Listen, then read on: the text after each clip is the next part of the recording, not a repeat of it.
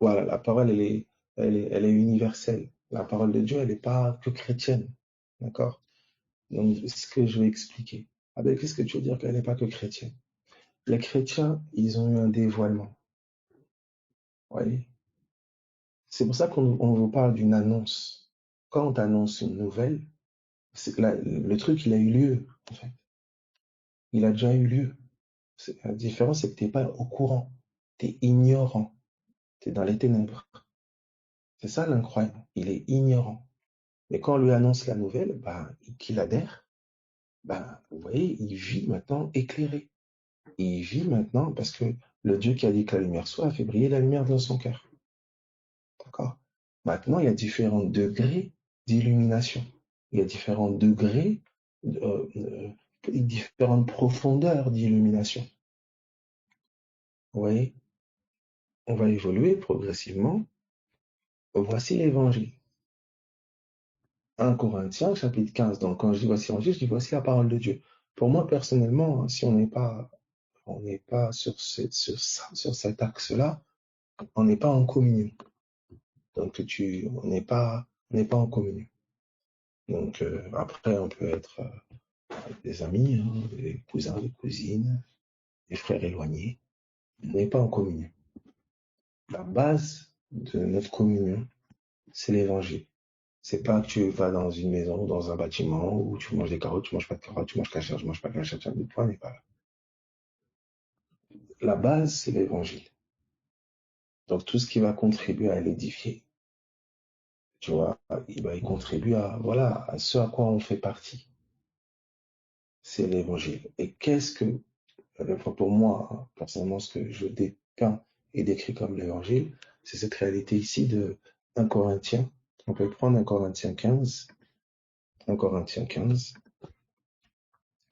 que je mettrai en parallèle avec 1 Pierre chapitre 3, 1 Pierre chapitre 3, encore au verset 18. Donc, c'est notre message. C'est le message. D'accord? Alors, certains diront oui, oui, l'amour de Dieu, oui. Mais l'amour de Dieu, l'amour de Dieu, il a pris une forme, quoi. Hein, l'amour de Dieu, c'est pas, ben, tu vois, il a pris une forme. Dieu nous a prouvé son amour et il nous a donné une preuve de cet amour. D'accord? Il nous a donné une preuve. Parce que, tu vois, je pourrais être là et me dire, ah, j'aimerais sentir l'amour de Dieu. Et, non. Tu vois, quelqu'un va t'exprimer son amour en t'offrant des fleurs. Quelqu'un va t'exprimer son amour en t'offrant une voiture. Quelqu'un va t'exprimer son amour en te partageant sa drogue. Tu vois, quelqu'un va, voilà. C'est plein de formes, tu vois, d'amour qui sont, je le crois, euh, des copies charnelles du véritable amour. Je pense que, effectivement, je le dis un exemple, je dis quelqu'un va t'offrir, va te partager sa drogue par amour, mais je crois que Christ est notre remède, qu'il est notre drogue. Donc je crois que Dieu a tant aimé le monde qu'il a donné Christ, qu'il a donné sa drogue. Donc toute forme d'amour terrestre est une copie charnelle du véritable amour. Et cet amour-là, véritable, profond, sans limite, a été manifesté dans cette œuvre-là qui est annoncée. Hein, cette bonne nouvelle, cette annonce. Elle est l'annonce d'un témoignage, de quelque chose qui s'est fait, de quelqu'un qui a fait quelque chose. Et on t'informe de cette annonce. Qui que tu sois, tu vois, d'où que tu viennes, voici en fait le message que nous portons. Par exemple, si tu te retrouves ici, hein, tu es un croyant ou quoi, ou bien d'où tu viens, quoi, quel que soit l'endroit d'où tu viens, voici le message là qui est annoncé et porté ici, fondamentalement. Je dis bien fondamentalement, c'est la base. Donc tout ce qui est partagé, nous revenons toujours sur cet axe-là. C'est ce que nous lisons maintenant à partir du verset 3. 1 Corinthiens 15 à partir du verset 3. Voici, je vous ai enseigné avant tout.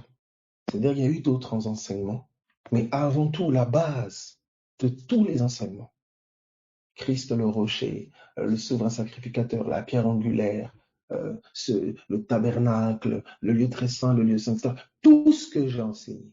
Paul dit, il dit avant tout ce que je vous enseigne.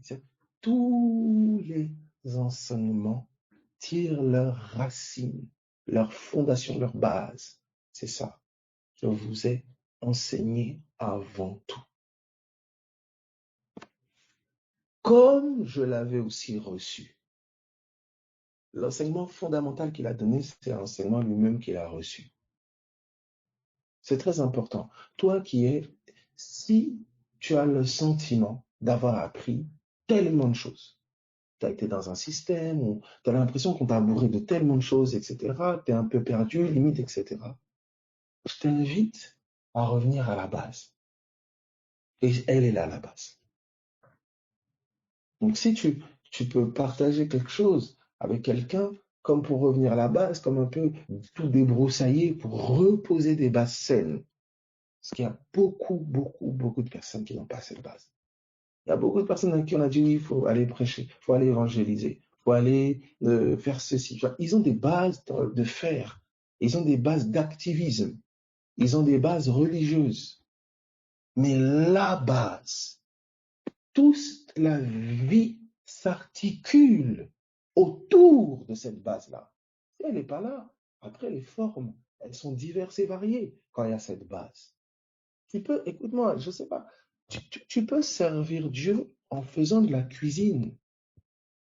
Tu peux servir Dieu en chantant. Tu peux servir Dieu en faisant du jardinage. Mais frère, qu'est-ce que tu racontes? C'est pour ça que je te dis, il faut la base. Il faut la base. Oui, oui. Ça va élargir ta conception de servir. Elle ne va pas être cloisonnée à un lieu, un bâtiment où tu dois chanter, soit faire le protocole, soit intercéder, soit ranger les chaises, je ne sais pas moi. Hein, je caricature bien sûr. Mais c'est beaucoup plus large que ça. C'est sans limite. Les formes diverses et variées que l'évangile peut prendre, c'est extraordinaire. On est loin encore de diverses formes. Mais ça nous appelle d'abord, avant que vous voyez qu'il y a un arbre avec tellement de branches, tellement de ramifications, tellement de branches, tellement... Vous voyez, ce grand arbre, on a d'abord un tronc, on a des racines. On a une bonne racine commune là, qui se déploie. On a un tronc commun. Voici le tronc depuis lequel toutes les branches se déploient. L'Évangile. Pour te dire que c'est lui qui est le moteur de ta naissance. Hein, je vais juste rapidement, on peut le prendre. Hein, prenons 1 Corinthiens 4,15. 1 Corinthiens 4,15. Et on va retourner dans 1 Corinthiens 15. Parce qu'il y a des gens, ils ne savent même pas comment ils sont nés. Tu vois, quand tu grandis, bah, tu sais, tu t'imagines, un enfant, t'es né, tu sais pas comment t'es né. T'es un adulte, tu sais pas comment t'es né. Ah ben, je suis sorti d'un arbre, on a creusé un trou dans un arbre, j'étais là. Non, tu as été engendré. Il y a une semence. Tu as conscience que, ah oui, moi, je suis un être humain. Je suis pas un chien. Je sais pas, qu'est-ce qui fait la différence de tout ce qui naît? Mais c'est la semence originelle de cette naissance-là. Si tu étais né d'une semence de chien, tu serais un chien. Si tu es né d'une semence de chat, tu es un chat. C'est la semence, très important. Et bien, dans l'esprit, tu nais d'une semence. La semence est la parole, le message duquel tu nais. Alors, regarde ce qui est dit dans 1 Corinthiens. 1 Corinthiens 4, verset 15. 1 Corinthiens 4, 15. Car quand vous auriez 10 000 maîtres en Christ, quand vous auriez 10 000 enseignants, vous n'avez cependant pas plusieurs pères. puisque c'est moi qui vous ai engendré en Jésus-Christ. Comment? Par quel canal? Par l'évangile. L'évangile est la semence qui vous a engendré en Jésus. Tu es né de l'évangile. Ah, tu vas déjà là. Arrêtez. Ah, ok. Il dit engendré en Jésus-Christ par l'évangile. Tu vois? Par quoi tu es engendré? Maintenant, nous entrons dans l'évangile. Bonne nouvelle, une bonne information. Je suis né d'une parole, je suis né d'une information vivante. Je suis né dans le monde de la parole. J'étais mort parce qu'ignorant. Maintenant, là, je suis né. Regarde maintenant, on va pénétrer dans 1 Corinthiens 15. On va même commencer à partir du verset 1er. Je vous rappelle, frères, 1 Corinthiens 15, 1. Je vous rappelle, frères, l'évangile que je vous ai annoncé. Donc, je vous rappelle la semence de laquelle vous êtes nés. Tu vois? Est-ce que ça va? Ça va pour tout le monde? Ok. Donc, voici, regardez ce qui est dit. Je vous rappelle, frères, l'évangile que je vous ai annoncé. Alors, dans lequel vous avez persévéré et par lequel vous êtes sauvés. C'est l'évangile dans lequel vous avez persévéré, par lequel vous êtes sauvés. Tu entends? C'est lui par lequel tu es sauvé, dans lequel tu es invité à persévérer. Et je vais même plus loin avec toi.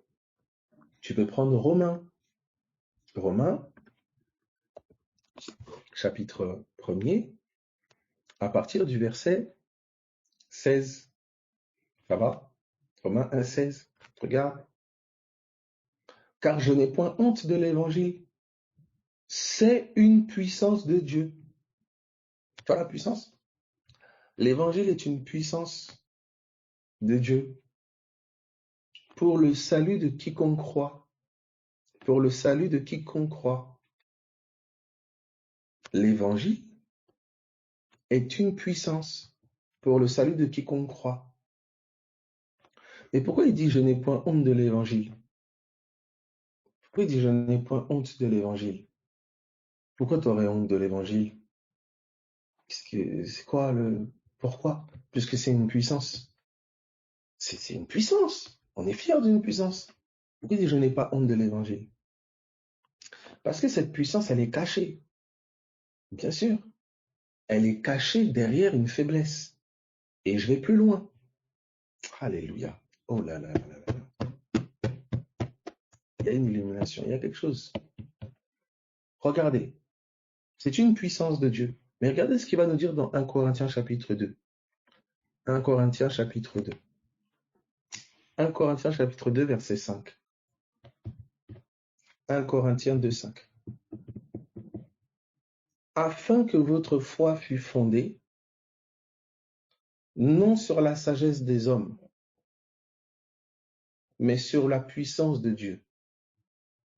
Que votre foi soit fondée non sur la sagesse des hommes, mais sur la puissance de Dieu.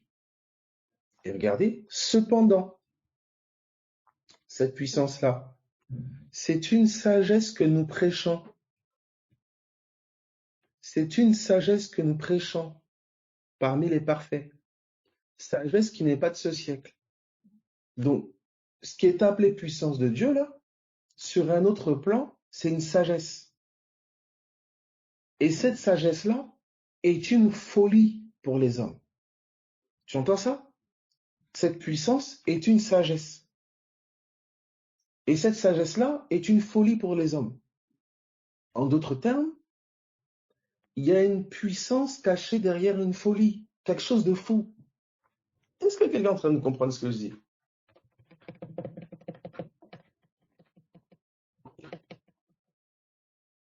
Il y a une sagesse qui est une folie. Mais cette sagesse-là, c'est une puissance. Maintenant, on te dit, je n'ai point honte de l'évangile. Mais parce que l'évangile est fou. C'est que c'est fou. C'est fou. Tu veux me dire quoi? Qu'il y a quelqu'un, il y a 2000 ans, il est mort sur une croix, et puis il a pris mes douleurs, mes infirmités, il a pris mon péché, bah c'est bon, maintenant je peux me dire juste, je peux me dire guéri, parce qu'il y a quelqu'un, il y a 2000 ans sur une croix, il a pris. Mais t'es malade. Mais c'est fou. Mais on me dit, il y a la puissance. Waouh. Vous comprenez? C'est pas de la folie, oui, moi je suis un fou, je suis une folle, voilà, personne ne me comprend, je suis un fou, voilà, c'est la puissance de Dieu. Arrête ça, arrête. Redescends, redescends, redescends assez rapidement, arrête. Ce n'est pas de cette folie-là qu'on parle. Voilà. On parle de la, hein, de la folie évangile, de la folie céleste. On parle pas de cette folie-là, là, où tu fais n'importe quoi et puis tu prétextes que c'est la folie de Dieu. Non. Ah, voilà. Gloire à Dieu, que Dieu nous aide. Amen. Est-ce que quelqu'un comprend ce que je dis? Alors, retournons du coup voir cette folie. Allons voir cet évangile. 1 Corinthiens chapitre 15. Tu vois? Donc, c'est-à-dire, plus tu vas approfondir dans cet évangile, c'est des vérités folles. Tu vois? C'est une folie, ce truc-là. Te dit qu'il est mort, t'es mort. Il est ressuscité, t'es ressuscité avec lui. T'es assis dans les lieux célestes alors que t'es là dans ton salon assis. Je sais pas. Tu vois? Tu t'assois, tu dis, oula, ils sont perchés, ceux-là. Oui, oui, oui. Mais c'est merveilleux.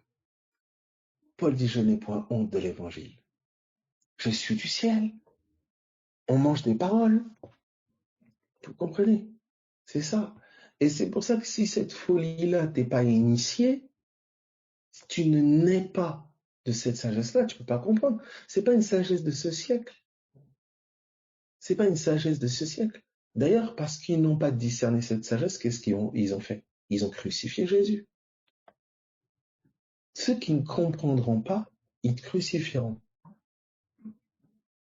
Et il ne faut pas en vouloir, parce que Christ est mort à la croix pour nous amener à Dieu. Quelque part dans ma mort, il y a des hommes et des femmes qui sont attirés à Dieu. Alléluia. Alléluia. Alléluia. Regardez, on va doucement. Regardez, nous sommes au verset premier, on entre dans cet évangile. Alléluia.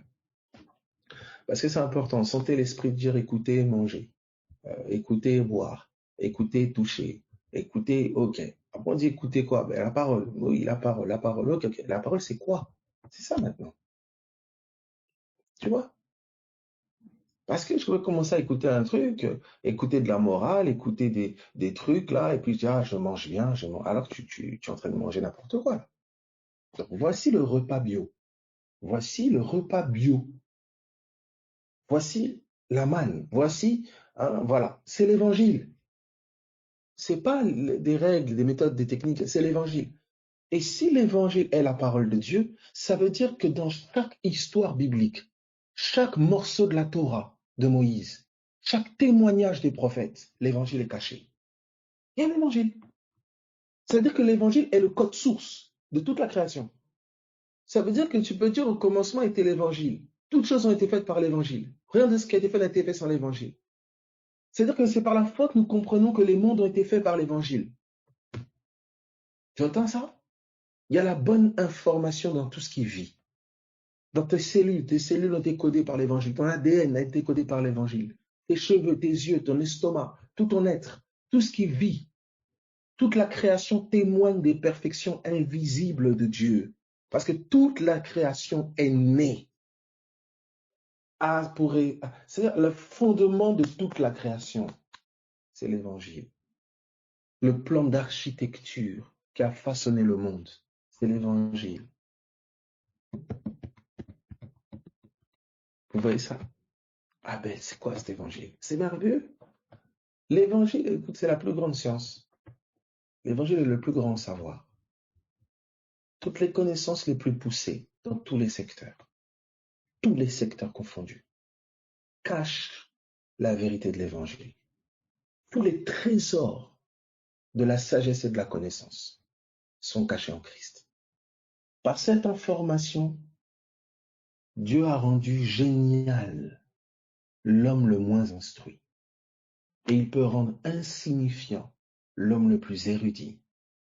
Par cette information, l'évangile, toi qui n'as peut-être pas beaucoup été à l'école, toi qui n'as pas une grande instruction, toi qui n'es peut-être pas, je ne sais pas, on t'a qualifié de je ne sais quoi, de ceci, tout cela, tout ce que tu veux. Écoute-moi attentivement. Dieu t'a introduit dans l'école la plus glorieuse, celle du Christ.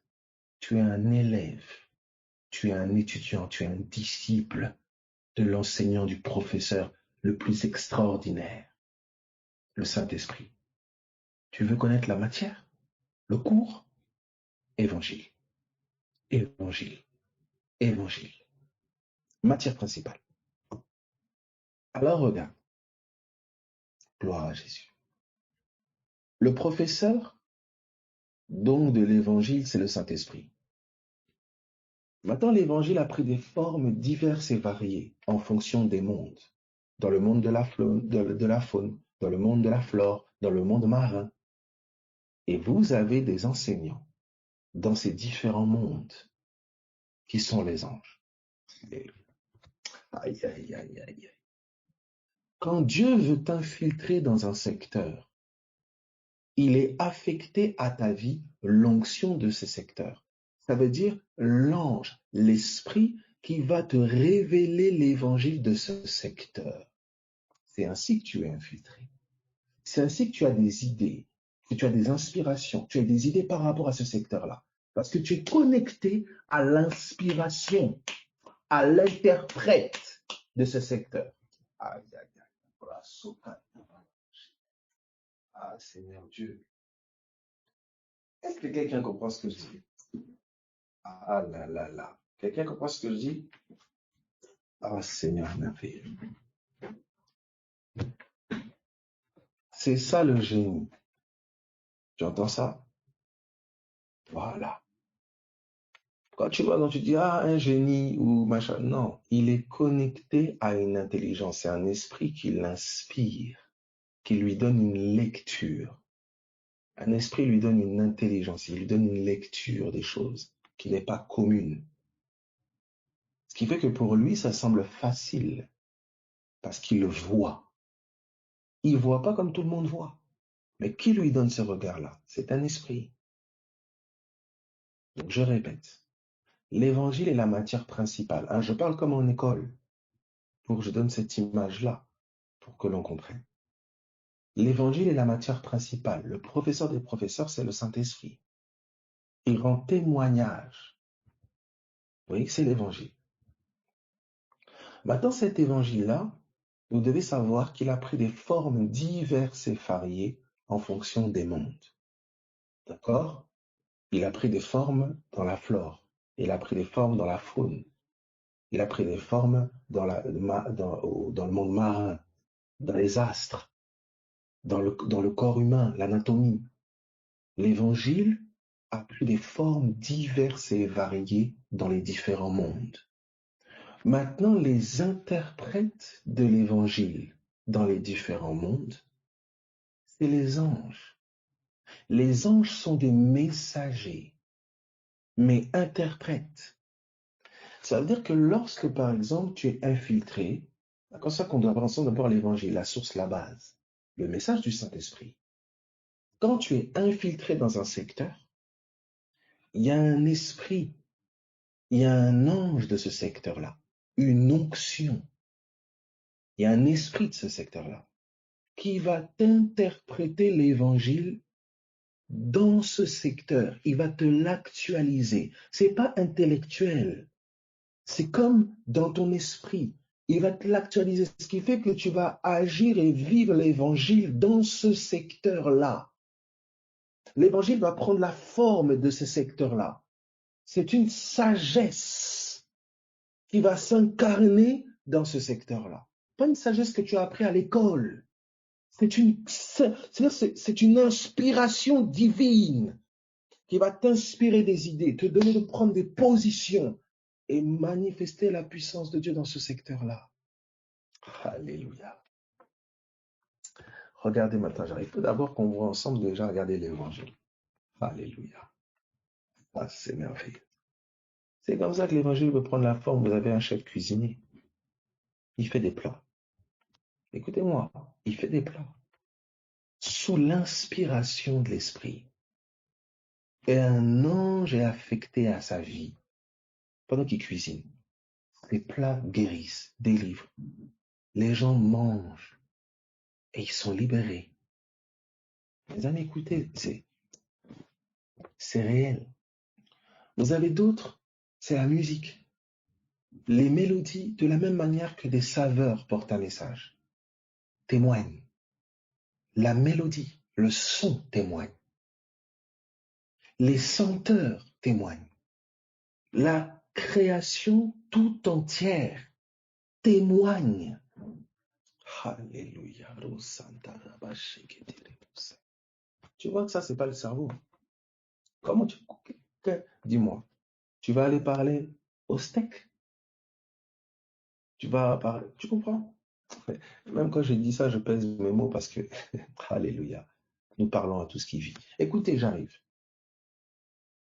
Mais c'est pas le langage français, le langage anglais, le langage grec. C'est l'esprit que la vie entend. C'est l'esprit que la création entend. C'est l'esprit. C'est l'esprit.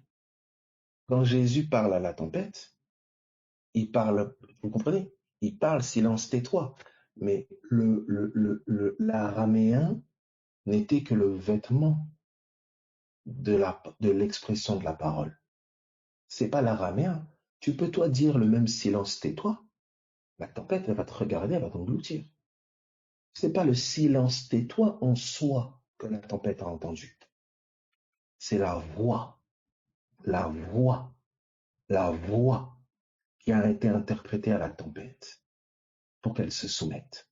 C'est la voix. Et les anges obéissent au son de sa voix. Ils obéissent à la voix de la parole. Les anges obéissent à la voix de la parole.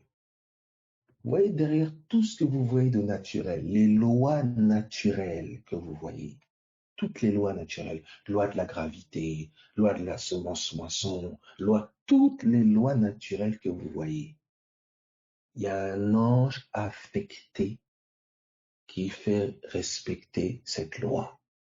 Il y a un esprit derrière une loi.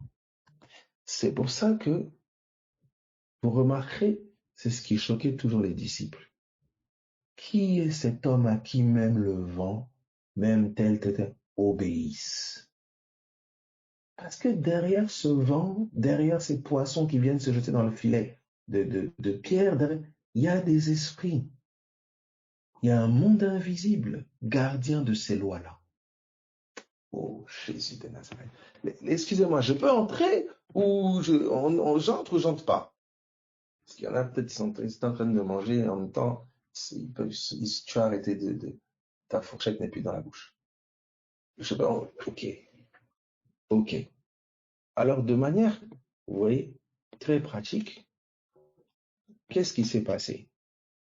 Dans certaines cultures, d'accord, certains esprits, etc., comme vous le savez, qui s'étaient révoltés, tout ça, se sont fait passer pour des divinités dans d'autres cultures. Vous allez voir qu'on va avoir les dieux, les esprits de la forêt, les esprits astres, les esprits tout ça. Et donc, pour pouvoir invoquer ces esprits-là, il y a certains cultes, pratiques. Vous voyez? Pour pouvoir invoquer. C'est pour ça que quand on vous parle de la Torah de Moïse, on vous parle de commandement d'ange. C'était des pratiques naturelles qui faisaient entrer en scène des anges, des esprits. Ça veut dire que tu ne dois pas manger ça, tu ne dois pas faire comme ça, tu ne dois pas ceci, tu ne dois pas cela, tu ne dois pas ceci, tu ne dois pas cela. Mais toutes ces règles et ces lois, vous comprenez, elles cachaient un seul message, c'est l'évangile. Donc, quand vous allez, hein, vous allez regarder ceci, regardez. Déjà, l'évangile. Il faut qu'on aille ensemble pour voir déjà l'évangile en question. C'est ça qu'il faut qu'on entre ensemble pour pouvoir après comprendre les interprètes. Vous voyez, les interprètes. Quand je dis les interprètes, je vous donne un exemple. Dans le monde du son, la mort, c'est le silence. La vie, c'est le bruit. Dans le monde du son. Dans le monde de la lumière, la mort, c'est les ténèbres. La vie, c'est la lumière. Donc, quand vous allez parler de la mort et de la résurrection, vous êtes dans un monde en train de parler du silence et du bruit. Vous êtes dans un autre monde en train de parler de la nuit et du jour. C'est l'évangile toujours. Alléluia. Oh. Est-ce que j'en trouve... Non, dites-moi, oh, dites-moi Saint-Esprit. Oh Seigneur, fais-nous entrer. On peut y aller ou pas? Vous comprenez ça? Ça veut dire que prêcher l'évangile prend des facettes absolument extraordinaires. Vous voyez? L'aveugle, il doit voir la lumière. C'est pour ça que la résurrection, pour lui, c'est la lumière qui paraît. Vous voyez, quand Jésus il a ouvert les yeux de l'aveugle, après il s'est révélé comme étant la lumière. Vous voyez? On va aller doucement. D'abord, entrons déjà matière principale. Voici la matière principale. Alors, j'entre ici, nous sommes dans 1 Corinthiens 15 à partir du verset 1er. Vous voyez, ça c'est la base que vous devez poser. C'est la base. T'es nouveau converti, reviens là. T'es ancien converti, t'es pas passé par là, là. Arrête tes trucs là, reviens, pose-toi. Pose-toi, reviens à cette base. Voici la base. Je vous rappelle, frères, 1 Corinthiens 15, 1. Je vous rappelle, frères, l'évangile que je vous ai annoncé. Évangile veut simplement dire bonne information. La bonne information, la bonne nouvelle que je vous ai annoncée. Que vous avez reçu, dans lequel vous avez persévéré et par lequel vous êtes sauvés, condition, si vous le retenez tel que je vous l'ai annoncé. Autrement, vous auriez cru en vain. Si vous le retenez tel que je vous l'ai annoncé. Autrement, vous auriez cru en vain. Ça va? Verset 3. Je vous ai enseigné avant tout. Je vous ai enseigné avant tout. Comme je l'avais aussi reçu. Que Christ est mort pour nos péchés. Ça, c'est la base déjà. Voilà le premier aspect de l'évangile. Christ est mort pour nos péchés. Donc, la mort de Christ pour nos fautes, pour nos péchés. Ça commence déjà. Déjà là, tu vois. Les interprètes de ça, tu vas comprendre. Je vais bien expliquer. Ensuite, donc selon les Écritures, qu'il a été enterré et qu'il est ressuscité le troisième jour, selon les Écritures. Et je vais vous montrer quelque chose, c'est que dans les Écritures, il y a écrit nulle part. Hein. Quand il dit les Écritures, lui, il fait référence à de Genèse à Malachie. Donc, la loi et les prophètes. Hein, le Tanakh qu'on appelle. C'est la Torah et les prophètes, quoi. La loi de Moïse et les prophètes. Vous trouverez nulle part dans la loi de Moïse et les prophètes où il est écrit littéralement Christ est mort, il a été enterré 3 jours et il est ressuscité le troisième jour. C'est nulle part. C'est écrit nulle part. Et en fait, c'est pas que c'est écrit nulle part. C'est que le message, il est crypté. Ce message-là, l'évangile, était un mystère. Il était caché. Est-ce que tout le monde voit ça? Il était caché. Or, regardez ce qu'on va nous dire. Oh, s'il vous plaît. Mettez Y si c'est OK. Mettez Y. Oh, oh Seigneur Dieu. C'est pour ça, c'est dans ce sens-là, des fois, que les réunions de voir les gens s'en au nom de Jésus. Est-ce que ça va pour tout le monde? Vous voyez un peu? Voici, regardez. Il dit, je vous ai enseigné avant tout que Christ est mort pour vos péchés, qu'il a été enseveli, il a été enterré, et il est ressuscité le troisième jour selon les Écritures. D'accord? Là, c'est déjà juste ça. Et il est apparu. On arrive. Il a été enseveli, il est mort, il a été enterré, il est ressuscité le troisième jour. D'accord? Il est mort, il a été enterré, il est ressuscité le troisième jour, il est apparu. Mais on dit, il est mort, il a été enterré, il est ressuscité selon les Écritures. Mais du temps de Paul, les Écritures, c'était la loi de Moïse et les prophètes. Donc en fait, les Écritures, c'était les prophètes. D'accord? C'était les prophètes. Or, vous ne trouverez nulle part dans l'Ancien Testament où il est écrit littéralement que Jésus il est mort, il a été enterré et il est ressuscité le troisième jour. C'est écrit nulle part. Ce n'est pas écrit, c'est écrit nulle part littéralement. La mort de Jésus, son enterrement et la résurrection le troisième jour, c'est écrit littéralement nulle part. Ce n'est pas écrit dans les Écritures. Pourtant, Paul dit selon les Écritures. Ça veut dire que l'évangile, ce message-là, était caché. C'était un mystère. Est-ce que tout le monde comprend ça? C'était un secret. D'accord? C'est pour ça qu'on va vous dire dans 2 Corinthiens 3, regardez 2 Corinthiens 3, ce qu'on va vous dire. Et vous allez comprendre du coup, parce que l'Ancien Testament, vous allez voir, Dieu a parlé par les prophètes. Les prophètes, ils ont annoncé un message crypté, un message caché. Eux-mêmes, ils ont essayé de percer le mystère, mais ce n'était pas pour eux. C'était pas pour eux. Et vous allez voir que derrière les prophètes, il y avait les anges. Alléluia. C'était un message crypté. C'était caché. Regardez. Mais tous ont rendu témoignage de la même vérité, du même message, mais sous des formes différentes. C'est pour ça que dans les temps anciens, Dieu nous a parlé par les prophètes.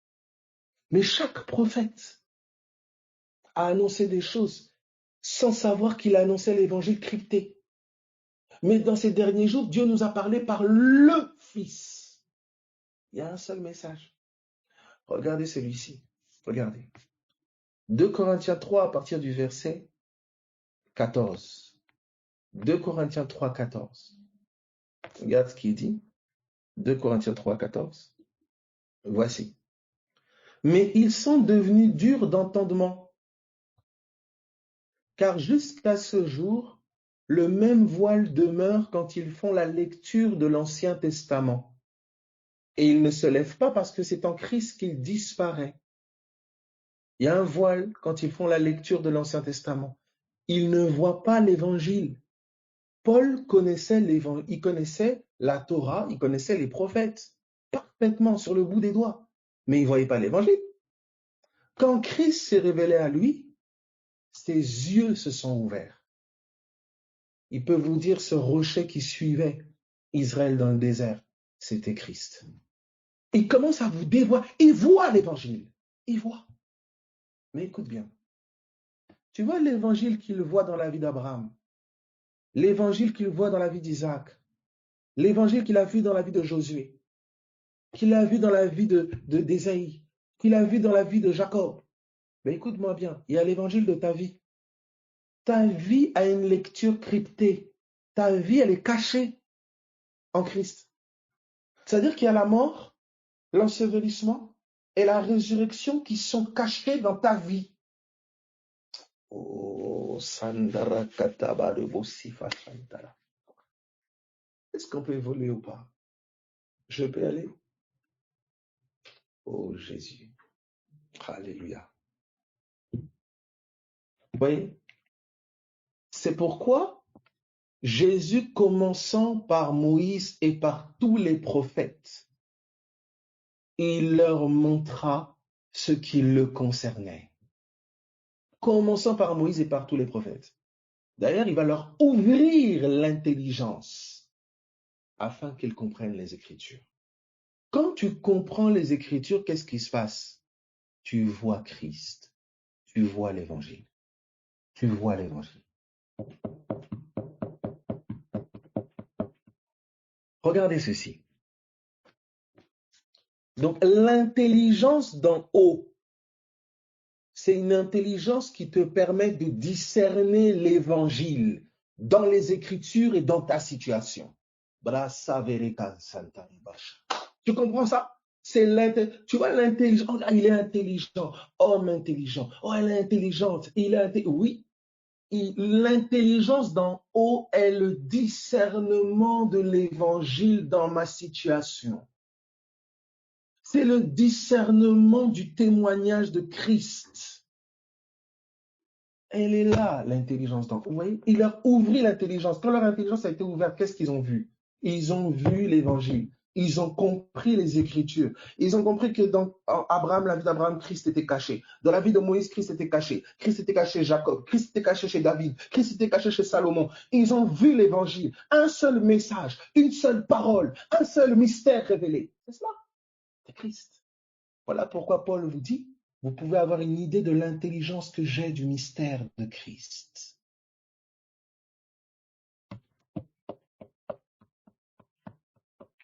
Alléluia. Est-ce qu'on peut évoluer?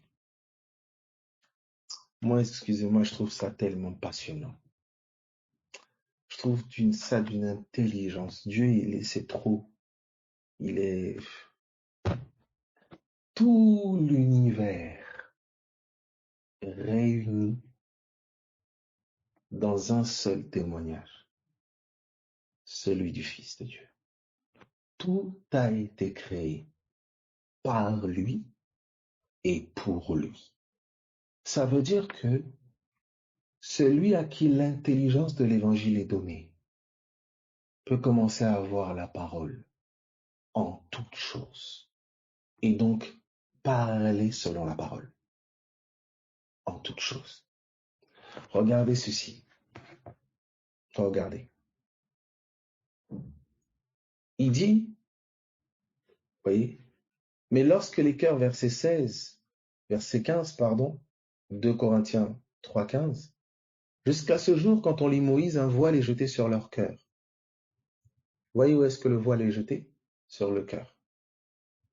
C'est le cœur qui voit l'évangile.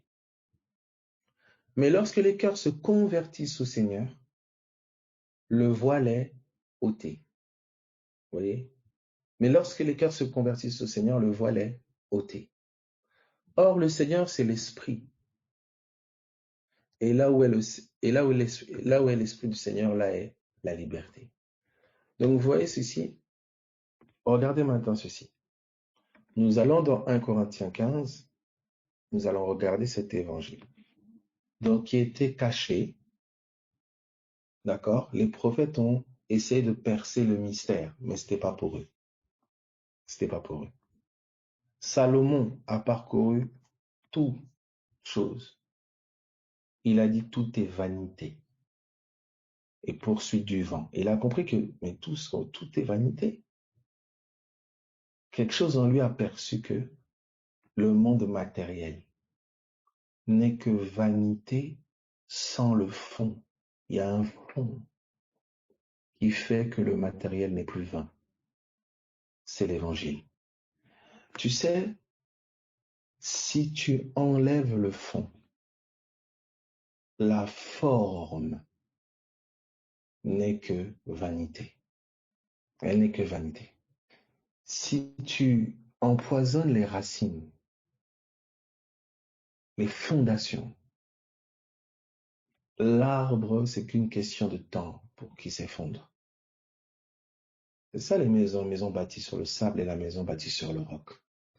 Les catastrophes mondiales, le criblage de la chair, les épreuves, les situations, il y a un fond. Il y a un fond éternel. Il y a le témoignage du Christ crucifié.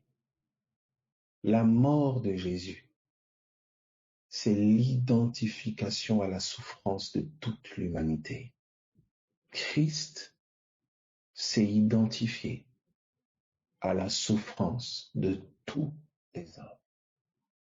Toute la malédiction, tous les maux ont été incarnés ce jour-là par sa crucifixion. Et il a porté toute la souffrance du monde. Ça veut dire que chaque personne souffrante est identifiable au crucifié. Chaque personne qui tend vers la mort. Mais qu'est-ce qui a ramené le mort à la vie? Qu'est-ce qui ramène le malade à la guérison? Qu'est-ce qui ramène le muet à parler? Qu'est-ce qui ramène l'aveugle à voir? Qu'est-ce qui ramène le brisé à être reconstruit? Le courbé à être redressé? Tout cela sont des formes de la mort et la résurrection. C'est le Saint-Esprit. C'est pour ça qu'on parle de la puissance de la résurrection. C'est la puissance qui ramène à la vie. C'est cette puissance qui fait là où il y a maladie, guérison. C'est cette puissance de vie qui a ramené Christ d'entre les morts.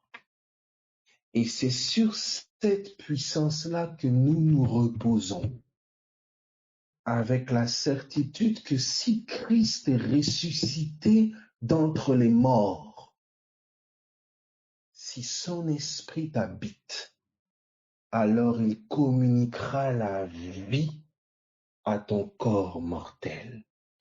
Ça veut dire la vie communiquée à ton corps mortel. C'est la résurrection de Jésus. Donc en fait, l'évangile pour toi,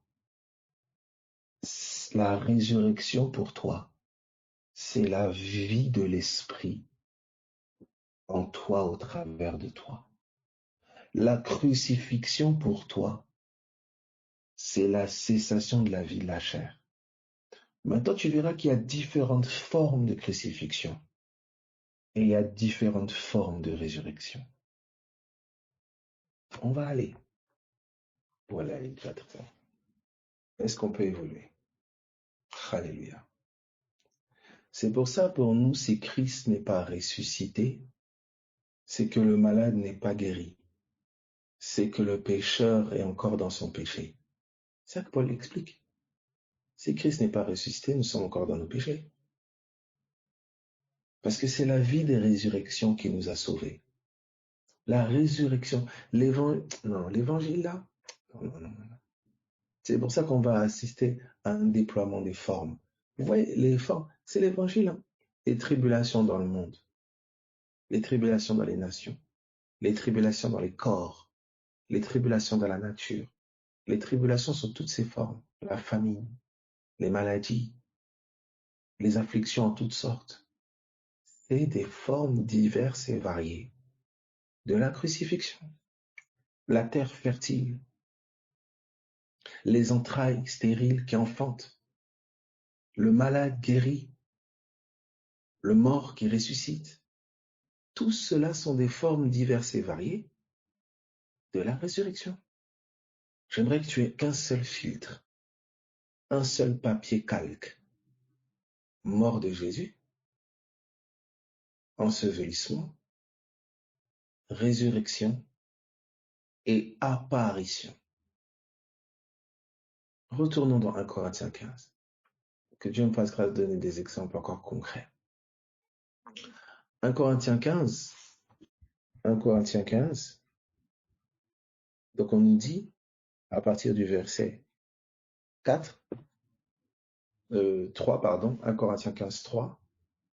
1 Corinthiens 15, 3. Je vous enseigne avant tout, comme je l'avais aussi reçu, que Christ est mort pour nos péchés, selon les Écritures, qu'il a été enterré, qu'il est ressuscité le troisième jour selon les Écritures, et qu'il est apparu à Céphas, puis aux 12. Ensuite, il est apparu à plus de 500 frères à la fois, dont la plupart sont encore vivants, et dont quelques-uns sont morts. Ensuite, il est apparu à Jacques, puis tous les apôtres. Après eux tous, il m'est aussi apparu à moi. Mais vous voyez que qu'est-ce qui s'est propagé? C'est l'apparition. C'est l'apparition. Qu'est-ce qui était selon les Écritures? D'accord? C'était la mort, l'ensevelissement et la résurrection. Ça, c'est selon les Écritures. Maintenant, le Saint-Esprit rend manifeste l'apparition. C'est pour ça que notre foi dans sa mort, son ensevelissement et sa résurrection, selon les Écritures, ça nous garantit l'apparition. Ça nous garantit l'avènement, la parousia, un Christ qui paraît. Regardez maintenant ceci, l'Évangile. Nous allons donc dans 1 Pierre chapitre 3. 1 Pierre chapitre 3. 1 Pierre 3, verset 18. 1 Pierre 3, 18. Regardez maintenant ce qui est dit. Christ aussi a souffert, donc à la mort, à la crucifixion, et est associé la souffrance. Christ aussi. Pourquoi il dit aussi? Parce que tu souffres. Il parle à des gens qui souffraient aussi. Donc il dit Christ aussi a souffert. Et il dit, lui juste pour des injustes, afin de nous amener à Dieu.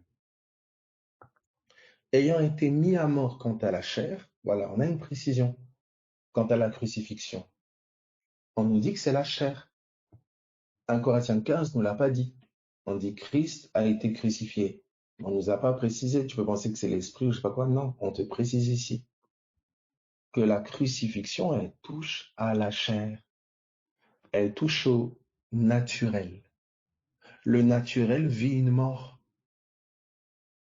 La chair vit une crucifixion. Or, l'âme de toute chair, c'est son sang. La vie de la chair est dans le sang. Donc il y a quelque chose de l'ordre du sang qui meurt, qui vit une crucifixion, qui vit une destruction. Ça, c'est sur un plan, c'est la face d'une pièce. Mais vu que quand on est charnel, quand on est charnel, on vit par les 5 sens. Donc qu'est-ce qu'on voit le plus? C'est la mort de la chair. C'est la destruction de la chair. C'est ça qu'on a devant les yeux, parce qu'on est charnel. Mais quand je regarde pas aux choses visibles, mais aux invisibles, je remarque, qu'est-ce qu'il y a? C'est que il y a une autre face à la même pièce. À la pièce évangile, il y a deux faces. Il y a la crucifixion de la chair, oui. Mais il y a la vie de l'esprit. Regardez ce qu'on nous dit. Mais ayant été rendu vivant quant à l'esprit. Mais ayant été rendu vivant quant à l'esprit. Les deux faces d'une même pièce, la pièce évangile. Oh, au nom de Jésus. C'est un jour, le Seigneur inspire quelqu'un à faire une crypto-monnaie. Évangile. Alléluia. Oh Seigneur. Vous voyez la pièce? La pièce évangile, elle a deux faces. La face chair, la face esprit. La face mort quant à la chair, la face vie quant à l'être. Mais c'est la même pièce. C'est la même pièce. C'est la même pièce. On a l'impression que la mort, elle vient avant et après la vie, elle vient après. Mais en réalité, la vie, elle est à l'intérieur. Et la mort, elle est visible à l'extérieur. Christ n'est pas ressuscité, comme je le disais, après les 3 jours. Il a été déclaré fils de Dieu, déjà, quand il est sorti des eaux du baptême. C'est-à-dire, intérieurement, il pensait déjà comme un fils. Il avait la mentalité de l'esprit. Il parlait comme un fils. Il marchait comme un fils. En fait, il était fils par la foi, au-dedans. Et c'était manifesté par des signes au dehors. Mais au-dedans, c'était déjà établi.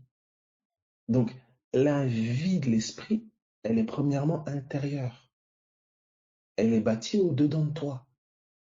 La mentalité de la fille de Dieu, la mentalité du fils de Dieu, la mentalité de la résurrection. Donc, il y a une face chair et une face esprit. Maintenant, regardez. La face chair, elle subit la destruction. Qui fait ça? L'accusateur de nos frères, le destructeur. Et il a reçu pour nourriture la poussière de la terre. Toute la face destruction, c'est lui l'ennemi là derrière. Vous voyez ce messager de Satan qui a été mis comme une écharde dans la chair de Paul. Ça lui rendait coup pour coup. Il attaque la chair. Parce que là où il y a péché, écoutez s'il vous plaît, Dieu, quelle grâce Seigneur. La chair, elle a été perdue. Elle a été corrompue dans son essence même. Donc l'ennemi a droit d'accusation. Il la condamne, il accuse, il condamne, il frappe, il mange, il communion avec la chair, il frappe dedans. Mais Dieu, dans son amour et sa miséricorde, il avait caché un mystère derrière le criblage de la chair. C'est la vie de l'esprit. Et la vie de l'esprit est au-dessus de toute chair. C'est comme ça que par l'esprit qui est en toi, ta chair peut être guérie, délivrée, libérée de l'oppression de l'ennemi. Par l'esprit. Par l'esprit. La chair ne peut rien contre Satan. Il est au-dessus. C'est pour ça qu'aussi longtemps que l'héritier est charnel, il est dominé. Il est même un morceau de sandwich. Le serpent a reçu pour nourriture la poussière de la terre. Tant que je suis charnel, je suis le plat, je suis une cuisse de poulet pour Satan. Je suis esclave.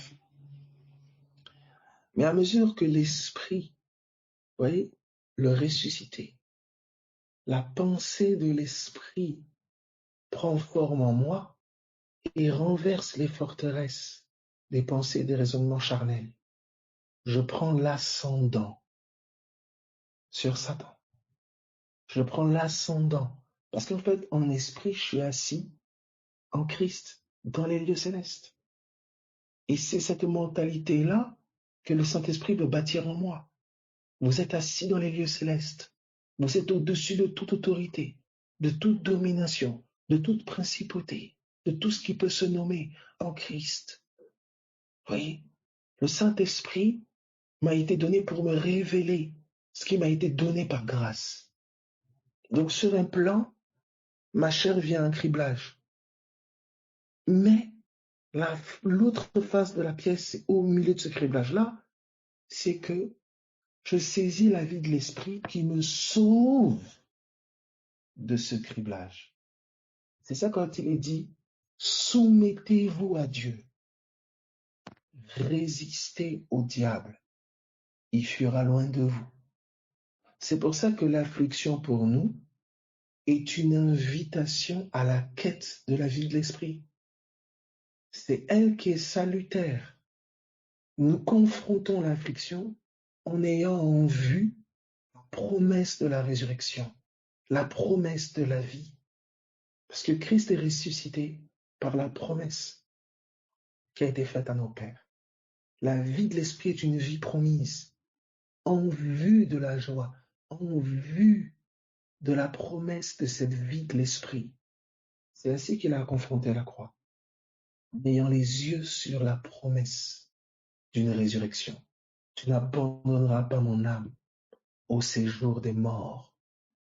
Alors, beaucoup parfois ont été surpris par la croix. Tout le temps où Jésus, les choses allaient, ça guérissait les malades, il était toujours dans les pharisiens pour me mettre la main au-dessus. Dans 3 jours, je ressusciterai. Il était conscient de l'évangile. Il était conscient de l'évangile. Écoutez, la crucifixion, tous les hommes la vivent, mais n'en sont pas conscients. Et la promesse de la résurrection, parce que c'est une promesse, tous les hommes peuvent la vivre, mais ils ne sont pas au courant. Cette femme qui est stérile, qui n'arrive pas à enfanter, écoute-moi bien, qu'elle soit chrétienne ou pas chrétienne, selon vos codes, selon nos codes religieux, elle vit une croix. Elle est en train de vivre une croix, mais elle ne sait pas, jusqu'à ce qu'elle regarde celui qui a été crucifié pour elle et qu'elle constate et que la révélation lui soit donnée que celui qui a été crucifié pour elle est ressuscité d'entre les morts, il est vivant. Et s'il est vivant, alors elle peut enfanter. C'est cela notre message. C'est l'espérance de la résurrection. C'est la promesse. Regardez, allons ensemble. C'est ce que vous avez vu dans tout l'Ancien Testament. Dans l'Ancien Testament, vous n'avez pas vu l'évangile de manière claire, mais il était caché dans la vie de Jacob, dans la vie de Joseph, trahi par ses frères. Joseph pas dit je suis chrétien. Il a vécu une trahison par ses frères. Il a été rejeté par ceux-ci. Il est en train de vivre une croix. C'est pour ça que l'Église, elle a le mandat de devoir révéler l'Évangile, d'annoncer l'Évangile, d'annoncer le Christ crucifié, enseveli, ressuscité et qui doit paraître. C'est pas nous qui faisons vivre l'Évangile. L'Évangile est vécu. Les hommes n'en sont pas conscients. C'est pour ça qu'il faut un dévoilement. Le Dieu de ce monde a aveuglé leur intelligence. Tout ce qui n'est pas basé sur Christ, vous voyez, c'est sur la révélation de l'Évangile, et bien c'est comme on me ment. On me ment. C'est vraiment la phrase que si on peut bien retenir de l'ennemi, on nous ment. Et comme ils n'ont pas l'esprit de vérité, mais l'esprit qui est l'esprit de ce monde, bah, comment ils vont connaître la vérité? Donc comment être affranchis? Comment être libérés? Donc ils sont aveuglés. Criblage, criblage, criblage, criblage, criblage, sans l'espérance de la résurrection. Comment je peux être certain que la sortie du tunnel est possible? Mais c'est parce que Jésus-Christ est ressuscité. C'est parce que Christ est vivant. S'il est vivant, la foi est possible. La ferme assurance des choses qu'on espère est possible. Parce que Christ est vivant. C'est pour ça que la révélation d'un Christ vivant, c'est l'assurance d'une sortie du feu. C'est l'assurance de la guérison. C'est l'assurance. Cette assurance ne vient pas d'une espérance dans le vide. Ah, j'espère que je vais guérir. J'espère que ça va aller. J'espère. Non. La ferme assurance, elle naît de la révélation d'un Jésus vivant. Parce qu'il est ressuscité. Sinon, notre foi et notre prédication sont vaines. Si Christ n'est pas ressuscité, notre foi et notre prédication sont vaines. Parce que toute notre espérance est basée sur cette œuvre-là. J'ai la certitude, je peux avoir la certitude de la sortie du tunnel parce que Jésus est vivant. Et si Christ est ressuscité d'entre les morts, l'esprit de celui qui a ressuscité Jésus d'entre les morts, s'il habite en moi parce que je l'ai reçu, je l'ai accepté, je l'ai reçu, il va communiquer la même vie. Vous voyez pourquoi on doit annoncer le Christ et les gens doivent recevoir l'esprit? Ils doivent recevoir l'esprit de l'évangile. Donc en réalité, écoutez, nous étions tous morts. Notre résurrection, ça a été quoi? De recevoir l'esprit. Le même esprit qui a ressuscité Jésus d'entre les morts, c'est le même esprit qui nous donne de vivre une vie nouvelle. Je répète, le même esprit qui a ressuscité Christ d'entre les morts, c'est le même esprit qui me donne de vivre une vie nouvelle. Maintenant, on me dit, comment avez-vous saisi cet esprit? Il dit, c'est en écoutant avec foi le message de l'évangile. Je saisis un esprit qui peut produire sa vie en moi. Comment ces miracles se font-ils au milieu de vous? Ben, c'est en écoutant avec foi. Je saisis. Je peux saisir cet esprit qui a ramené à la vie Jésus. Je peux le saisir. Comment? L'oreille. Quand vous avez entendu la parole de vérité, vous avez été scellé du Saint-Esprit. Cet esprit qui communique la vie du Christ en chacun d'entre nous. C'est pour ça que c'est pas en faisant la morale à quelqu'un, ou en disant à quelqu'un fais pas ci, fais pas cela. Non. Il faut que des plateformes où l'Esprit peut être reçu soit faite. Mais quelle est la plateforme où l'Esprit peut être reçu? C'est un cœur immergé dans la parole. Pour que la nouvelle terre où la colombe pouvait se poser émerge des eaux, il a fallu que l'ancienne terre soit engloutie dans les eaux. Il a fallu que l'ancienne terre soit engloutie dans les eaux. À mesure que mon cœur est immergé dans la vérité de l'Évangile, ma vie devient malléable pour le Saint-Esprit, pour y produire la vie de Jésus. C'est pour ça, regardez le caractère vital de prêter l'oreille à l'Évangile. C'est vital. Si on me prêche n'importe quoi, on me met du poison dans le cœur, des mystères de je sais pas quoi, des trucs je sais pas quoi, et que cette base-là n'est pas posée. La base de sa mort qui est aussi la mienne, de sa résurrection qui est aussi ma vie, la certitude qu'aussi certain qu'il est vivant, c'est aussi certain que sa vie m'est promise. Aussi certain qu'il est vivant, c'est aussi certain que sa vie est promise. C'est là que tout change. Quand il m'apparaît, c'est là que tout change. Vous voyez? Donc l'évangile, c'est pour ça, lorsque vous voyez quelqu'un d'affligé et que la promesse lui est faite, en fait, vous êtes témoin de l'évangile. C'est pour ça que tous les miracles de Jésus, c'était des témoignages de sa résurrection. Les miracles sont des témoins. Le miracle n'est pas le but. Le miracle est un témoin. Si Christ est ressuscité, qu'il est vivant, les démons n'ont plus leur place. La guérison peut émerger. Le cœur peut être restauré. Mais toutes ces choses sont le témoignage qu'il est vivant. C'est une forme de sa résurrection. Je terminerai sur ce texte d'Hébreu.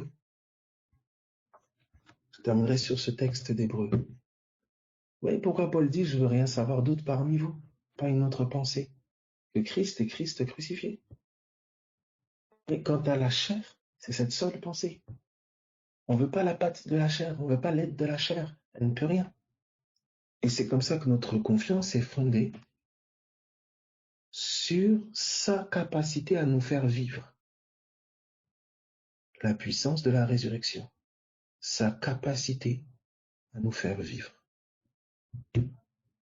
Parce qu'il a promis sa capacité à me faire vivre. Hébreu, donc comme je le disais, cet évangile était caché dans l'Ancien Testament. C'était caché. Donc, toutes les vies des patriarches, tous ceux de l'Ancien Testament, cachaient une seule vie, un seul message. La mort de Jésus, son ensevelissement, sa résurrection et son apparition. C'est ça qui était caché.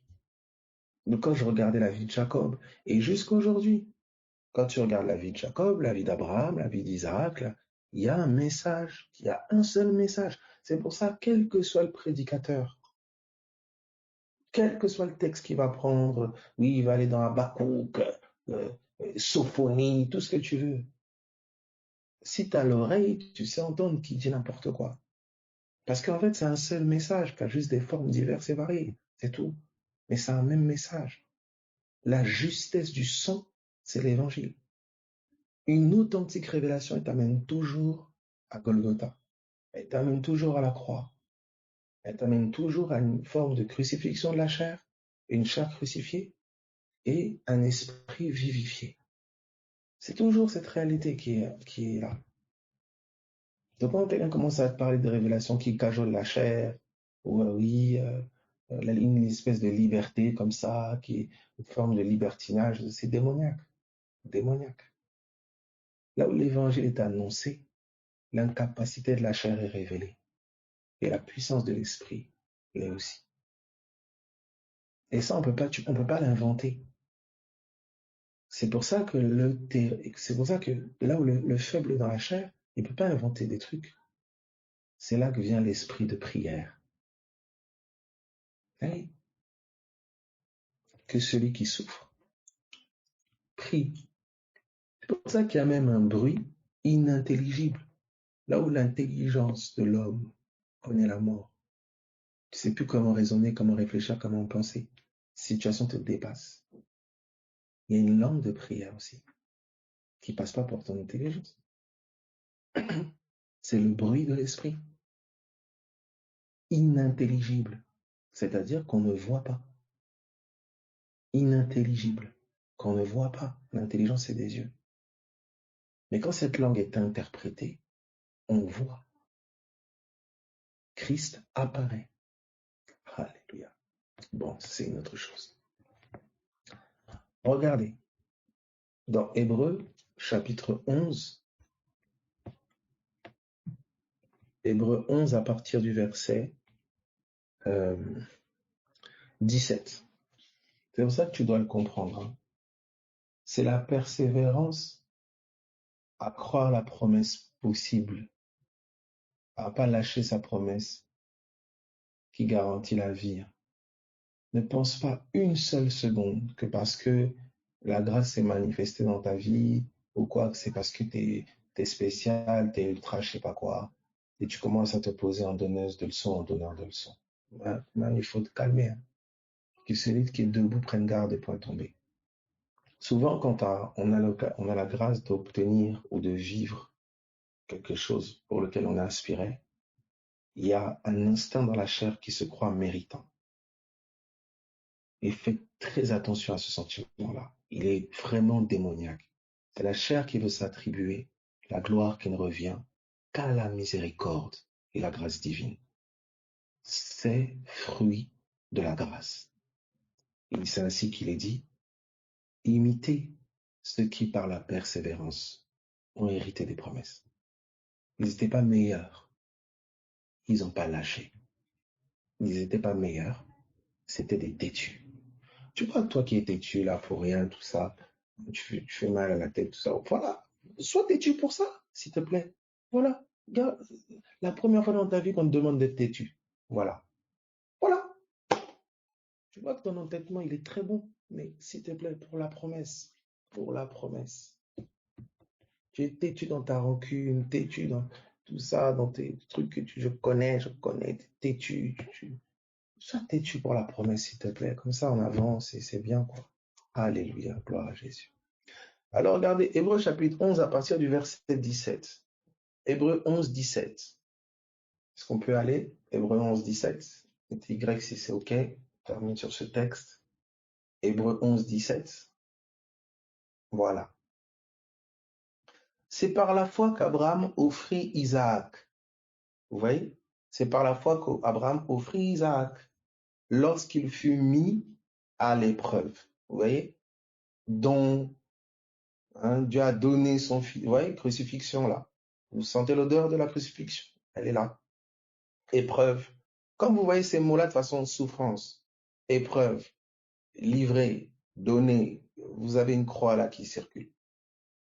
Voilà. C'est toujours moi qui dois donner. Eh ben ouais. Bienvenue dans l'évangile. Homme de douleur habitué à la souffrance. Voici. Quand vous entendez ces choses-là, souffrance, infirmité, famine, épreuve, affliction, don, donner, livrer, perdre, tout ça là. C'est l'odeur de la croix. Il y a une croix dans le coin. Voilà. Dépouillé. Vous pouvez y aller. Hein.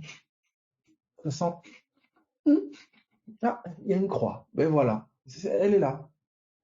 Mais béni soit Dieu. Écoutez, c'est pas plaisant. La croix. Quelqu'un qui te dit la croix. La croix avec un sourire. Ça, écoute-moi. Ça, c'est pas la croix, ça. La croix, ça pique. Ça fait mal. De te sentir incapable, impuissant, limité, faible, au sol, tellement impuissant. Il a été crucifié à cause de sa faiblesse. De se sentir du coup méprisé, humilié, parfois aux yeux de tous. Ah, regardez-la, regardez-le. Le regard des gens. On te cache quelque chose. À toute croix, il y a une résurrection. À toute croix, il y a une résurrection.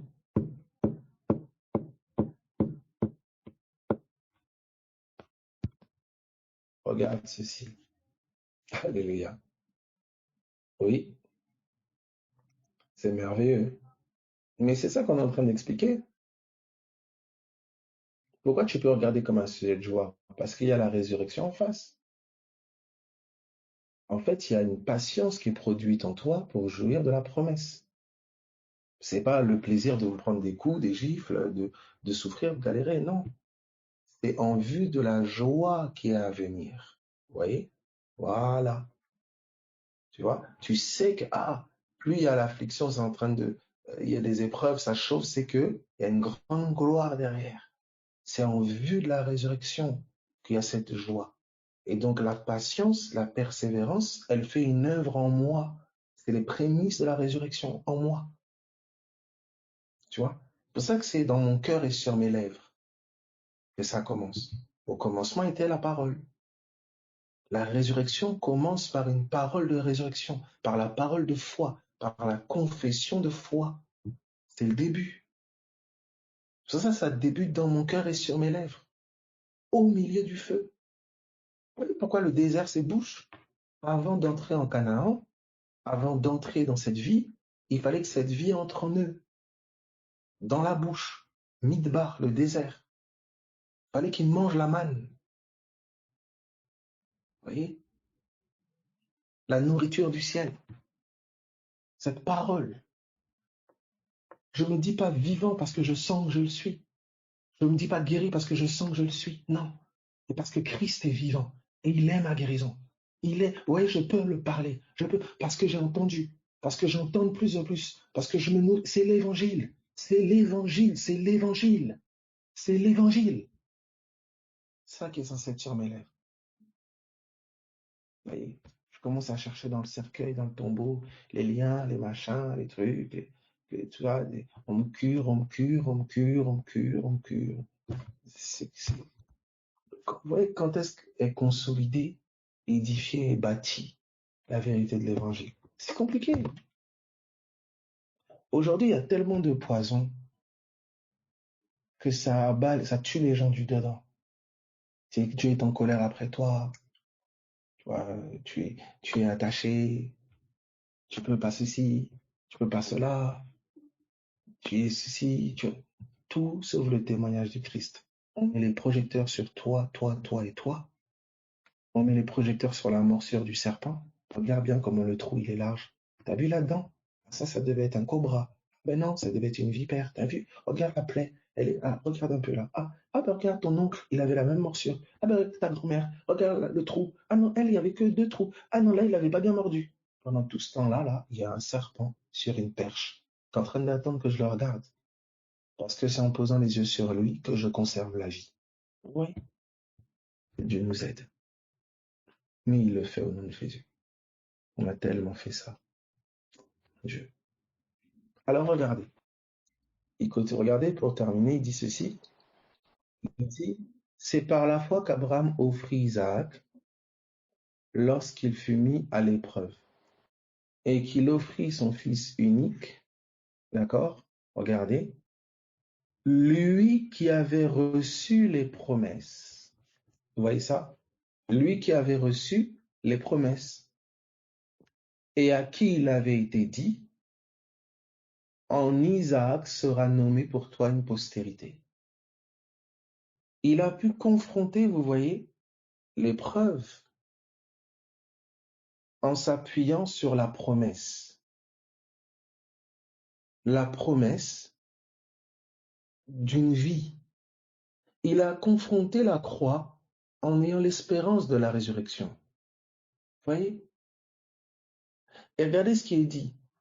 Il pensait que Dieu est puissant, même pour ressusciter les morts. Abraham a vu l'évangile. Il a salué de loin. Mais Abraham, d'où est venue cette inspiration que Dieu est puissant pour ressusciter les morts? Quel témoignage! Qui est la résurrection? Jésus a dit, je suis la résurrection. Il vient d'avoir une révélation de Christ. C'était caché. Et c'est pour ça qu'il dit aussi, le recouvra-t-il par une sorte de résurrection. Une sorte de résurrection. Le Fils qui est rendu à Abraham, on dit une sorte de résurrection. Une sorte de résurrection. Une sorte de résurrection. Au nom de Jésus. Une sorte de résurrection. Quelles que soient les addictions, quoi que ce soit, qui a volé ou qui vole ton fils, ta fille ou je ne sais.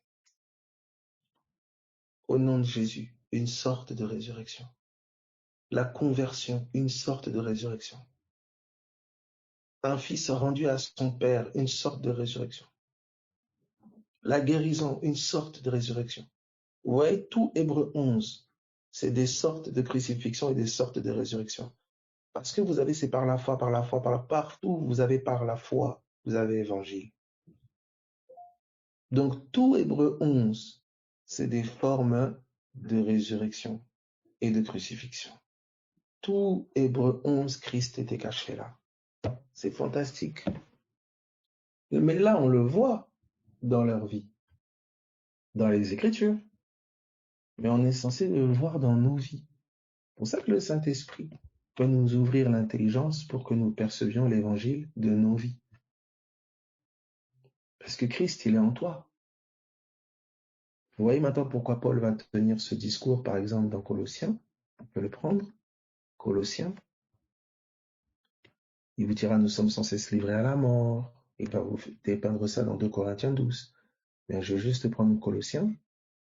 Colossiens, chapitre 1er, à partir du verset 24. Voici ce que Yahya Paul, notre grand frère Paul, Père, Seigneur, cet homme. Voici, regardez ce qu'il dit. Je me réjouis maintenant dans mes souffrances pour vous. Vous voyez ce qu'il dit? Je me réjouis maintenant dans mes souffrances pour vous. Vous voyez ça? Il dit, et ceux qui manquent aux souffrances de Christ. Comment vous comprenez? Ceux qui manquent aux souffrances de Christ, comment il peut manquer aux souffrances de Christ? Qu'est-ce qu'il veut dire? Je l'achève en ma chair pour son corps qui est l'Église. En fait, les souffrances de Paul, l'affliction qu'il vivait, vous voyez, l'affliction qu'il vivait, eh bien, il dit souffrance de Christ. Vous voyez? Et il dit, je l'achève en ma chair. C'est comme s'il dit, Christ continue de souffrir au travers de moi, au travers de ma chair. Vous voyez l'évangile éternel? Il continue de souffrir au travers de ma chair et il continue de ressusciter, de vivre au travers de mon esprit. Dieu que je sers en mon esprit. Évangile que nous vous avons prêché par le Saint-Esprit. Il a été rendu vivant quant à l'esprit, esprit dans lequel il a prêché. Donc vous voyez les deux faces d'une même pièce, simultanément. Un Christ crucifié via ma chair et un Christ ressuscité, glorieux, via mon esprit. Et Paul dit, pour l'Église, la vie de Christ est pour Dieu, elle est pour l'Église. Alors, ici dit, ce qui manque aux souffrances de Christ, je l'achève en ma chair pour son corps qui est l'Église. Et c'est intéressant de voir que à celui qui souffre, à celui qui est faible dans la chair, le Saint-Esprit l'invite à la prière. Écoutez, la prière pour qui? Pour que je sorte de mon trou. Écoute, s'il te plaît. Il y a un puissant intercesseur, une puissante intercesseuse, cachée là où il y a l'affliction de la chair. C'est comme si la souffrance là de Paul est en train de faire émerger un homme capable de dire, je fléchis les genoux chaque jour devant Dieu. Je fais mention de vous dans mes prières. L'homme accablé, faible, fragilisé qu'il a été, a révélé un homme de prière, un homme qui a appris à solliciter l'esprit, à se reposer sur la capacité de l'esprit pour sauver d'autres. Nous le verrons. Quelle est l'invitation qui est lancée lorsque l'épreuve vient accabler la chair de l'homme? La prière. Un homme qui cesse de se reposer sur lui-même et qui enfin s'attend à Dieu. C'est pour ça que tu verras que dans tes temps souvent de combat, l'intercession quand elle se lève en toi est d'une autre substance. À cet instant-là, tu sais que sans lui, tu peux rien. C'est pas le genre de personne qui va vous dire, oh, j'ai pas le temps, non, il y a partage, j'ai pas le temps, je dois aller boire un thé. Oh non, j'ai pas le temps, on a prévu de faire une petite sortie au parc. Faut arrêter l'aventure. C'est pas avec ça qu'il va y avoir quelconque réveil. Réveil, vous êtes en train de parler de la vie de résurrection. Tout réveil a été précédé par des intercessions. Pourquoi? Parce que l'affliction tenait les nations. L'affliction. Regardez, les grands réveils, ils ont été précédés par des grands temps de crise. Il y a encore beaucoup de divertissements, beaucoup. Mais au milieu de ces divertissements, il y a des hommes et des femmes dans l'ombre qui gémissent dans le secret de la prière. Des hommes et des femmes désespérés qui humainement ne peut plus rien pour eux, qui s'attendent au Saint-Esprit. Des hommes et des femmes qui sont façonnés dans le secret. Des hommes et des femmes où prier pour eux, c'est devenu vital. C'est le travail. À Gethsemane, Jésus est complètement accablé. Son âme est angoissée. Il invite même les disciples à prier avec lui.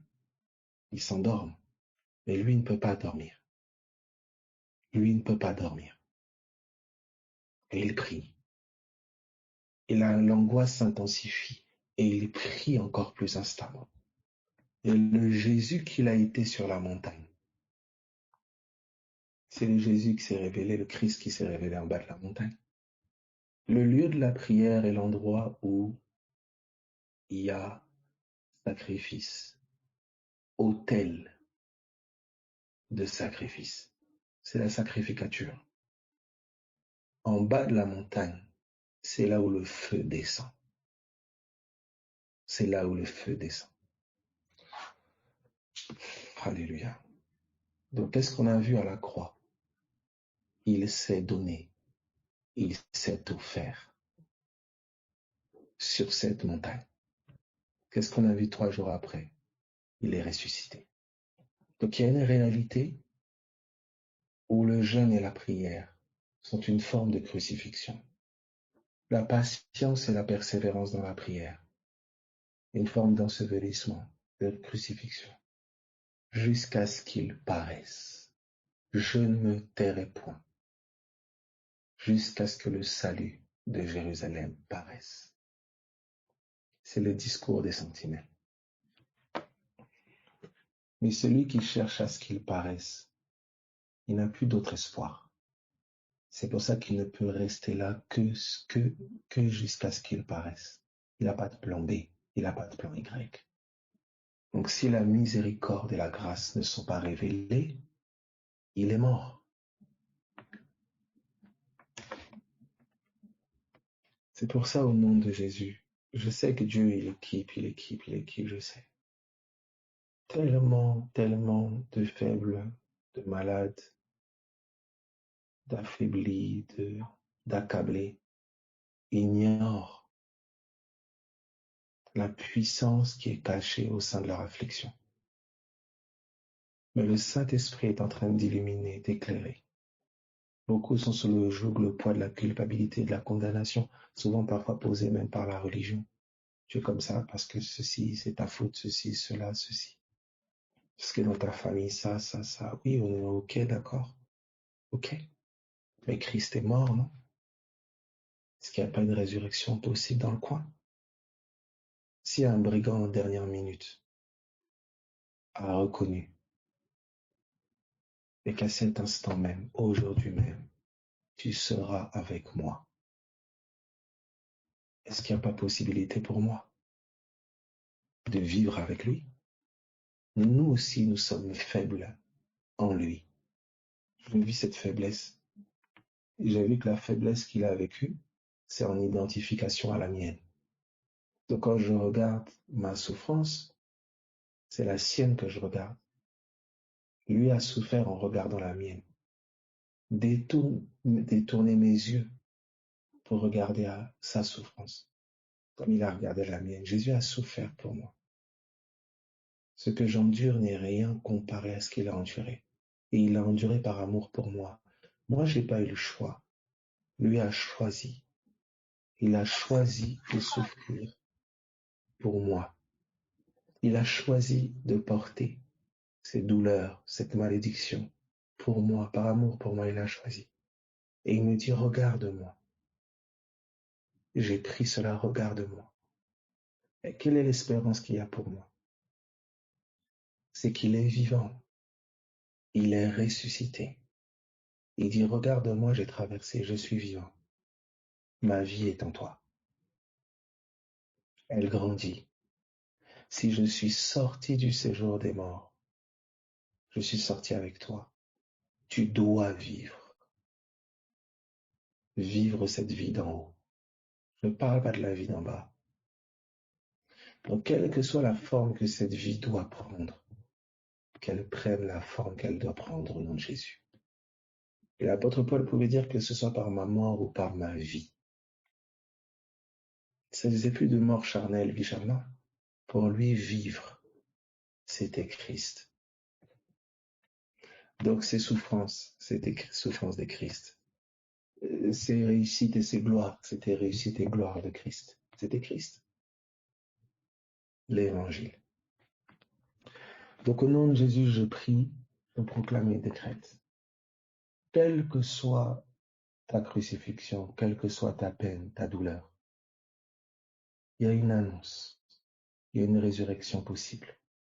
Mais quelle est la leçon, quel est l'enseignement pour moi au milieu de cet accablement causé par l'ennemi? C'est que Jésus-Christ est vivant. Et s'il est vivant, j'ai une espérance certaine. Je peux espérer contre toute espérance. Jésus est vivant. Oui, mais je ne sens pas qu'on ne t'a pas demandé de sentir. Écoute, s'il te plaît. C'est une information. C'est une information. Jésus est vivant. Comme une information, je te dis, ton compte, tu as... C'est pour ça, tends l'oreille vers cette information parce que le Saint-Esprit doit faire en moi une œuvre de révélation. Ne prête pas l'oreille à d'autres choses. Ne t'éparpille pas. Dans un combat aussi violent que celui que tu traverses, ne t'éparpille pas à écouter trop de choses compliquées. Non, enracine-toi dans l'Évangile. Médite, rumine la mort de Jésus, ses conséquences, la résurrection de Jésus. Tends l'oreille vers cela. Sois fortifié là où tu es au nom de Jésus. Soyez bénis, que le Seigneur vous fortifie, vous console et que sa vie de résurrection prenne place vraiment à chacun d'entre nous et qu'elle soit rendue manifeste au nom de Jésus. Nous sommes dans l'espérance qu'il paraisse, quels que soient les secteurs de nos vies, les zones de nos vies au nom de Jésus. Pareil, Seigneur. Alléluia. Maranatha. Yes. Allez, bon courage à tous. En tout cas, soyez fortifiés. Que le Seigneur vraiment vous fortifie et vous donne le discernement de l'évangile de votre situation. Allez, À ce soir.